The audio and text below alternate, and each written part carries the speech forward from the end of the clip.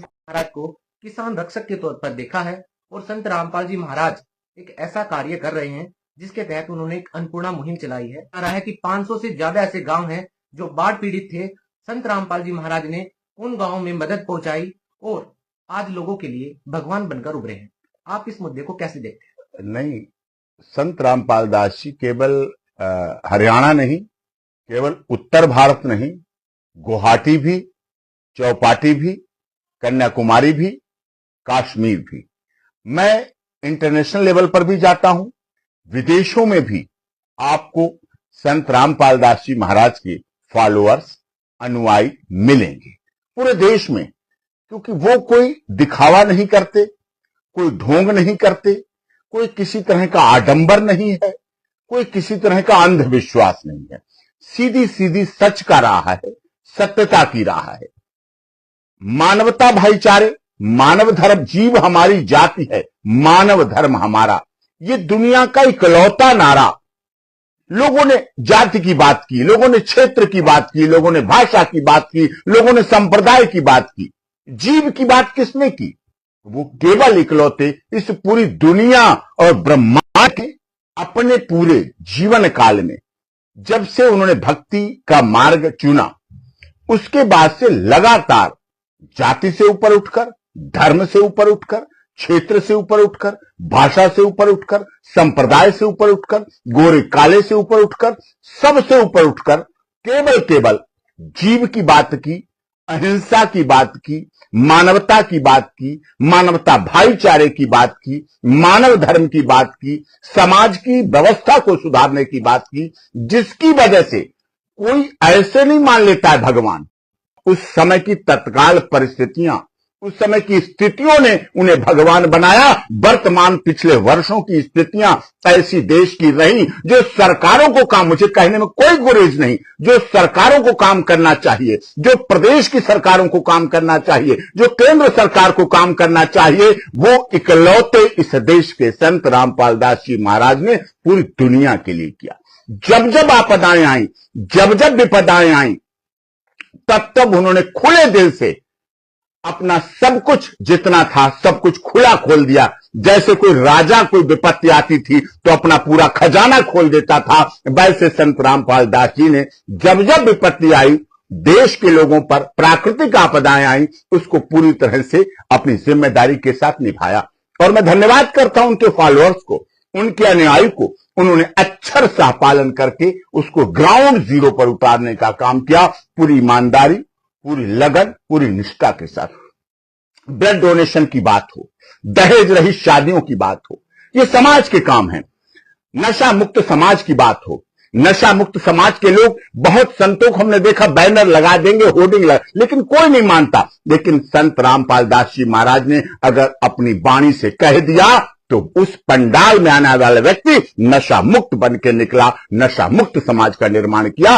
और नशा मुक्त समाज के बाद घर बनते हैं, घर बिगड़ते नहीं हैं, घरों का विकास होता है। महिलाओं की ज्वेलरी जो चोरी हो जाती, जो सिलेंडर बेच देते थे, वो अब घर में खुशहाली आती है।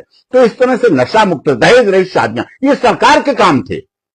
लेकिन संत रामपाल दास जी महाराज ने दहेज रहित शादियां कराई 15-15 मिनट में रामायणी के माध्यम से। कोई आडंबर नहीं, कोई बैंड बाजा नहीं, कोई ढोल नगाड़ा नहीं, कोई शराब नहीं, कोई कुछ नहीं। सीधी सीधी बेटी ब्याह दी गई। और जो बेटियां रामायणी के द्वारा ब्याही गई, जिन बेटियों का विवाह वहां हुआ, वो आज भी जब जुड़ा हुआ व्यक्ति पूरी तरह से जुड़ता है तो यहां तो ये कारण बनाते हैं संत को भगवान। कौन ऊपर ले जाता है? तो उनके मानने वाले, उनके फॉलोअर, उनके कार्य भगवान बनाते हैं। आपने हरियाणा की बात कही, अभी बाढ़ आई, पंजाब में बाढ़ आई, उससे पहले तो अभी आई, उससे पहले संत रामपाल जी का एक बहुत बड़ा, उन्होंने खबर पढ़ी कि भूख से मृत्यु हो गई। अब भूख से मृत्यु होती है तो दिल दहलेगा। किसका दहलेगा? किसी व्यापारी का नहीं दहलेगा। जो धर्म के नाम पर धंधा कर रहे हैं उनका नहीं दहलेगा, वो उस खबर को हटा देंगे। जो धर्म के नाम पर दुकानें चला रहे हैं, जो सनातन धर्म को बेचने का काम कर रहे हैं, उनका दिल नहीं दहलेगा। उन्हें तो अपनी बैंक की पासबुक बढ़ती हुई दिखेगी, उन्हें तो अपना चंदा चढ़ावा बढ़ता हुआ दिखेगा। लेकिन भगवान, मैं बता रहा हूं, वो प्रोसेस कौन भगवान? तो वो भगवान का ही दिल हिलेगा कि हमारे देश में कि ऐसा कैसे हुआ। जो सरकार राशन का काम कर रही थी गरीबों को, उन्होंने तो सरकार के काम घर राशन पहुंचाने की व्यवस्था, सब्जी पहुंचाने की व्यवस्था, तेल घी नमक आलू प्याज पहुंचाने की व्यवस्था, गैस सिलेंडर भिजवाने की व्यवस्था, ये कौन कर सकता है? ये निश्चित रूप से इस देश का भगवान कर सकता है। इसलिए लोगों ने संत रामपाल दास जी के साथ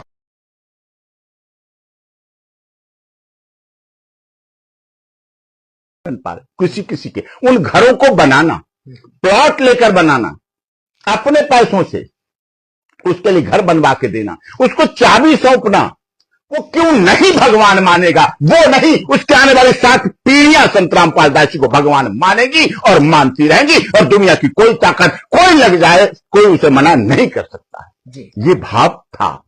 अभी पीछे ये अन्नपूर्णा योजना, जो अन्नपूर्णा योजना चली, गाड़ियों में भोजन बांटा जा रहा है, दिया जा रहा है, गाड़ियां घूम रही हैं, गाड़ियों पे लिखा है, इस बात के पोस्टर लगाए गए, इस बात के होर्डिंग लगाए गए, जहां किसी को जरूरत हो वो इस नंबर पर दिया गया, नंबर फ्लैश किए गए, तुरंत सेवादार उनके एक्टिव हो गए, पूरी तरह से इस पर काम करने लगे। और वो योजना, क्योंकि कोई अकेला नहीं कर सकता है, उसके लिए हाथ चाहिए होते हैं, वो हाथ उनके पास करोड़ों सेवादारों के थे, जो तन्मयता के साथ तन मन धन समर्पित करके अपने भगवान की आस्था श्रद्धा को पूरा करने के लिए पूरे देश में फैले हुए थे। हर जगह लोग भूख से, सुबह उठते तो भूखे थे, लेकिन रात को कोई संत रामपाल दास जी की अन्नपूर्णा योजना के बाद कोई भी व्यक्ति रात को भूखा सो नहीं पाया। पेट भर के सोया, पूरा पेट भर के सोया, अपने परिवार के साथ सोया। तो ये भाव आया।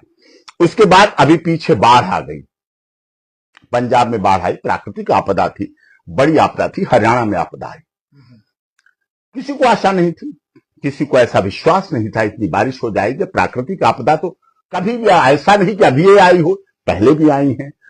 अब अच्छी ने वो चीज देखी, महाराज जी ने देखी, उसको देख के उन्होंने कहा अब इसके लिए क्या करें। गांव के गांव पानी से डूबे हुए थे, घर के घर डूबे हुए थे। सरकारें अपनी तरफ से काम कर रही थी, प्रदेश सरकारें अपनी तरफ से, लेकिन वो पर्याप्त नहीं था, क्योंकि त्रासदी बड़ी थी, विपदा बड़ी थी, आफत बड़ी थी।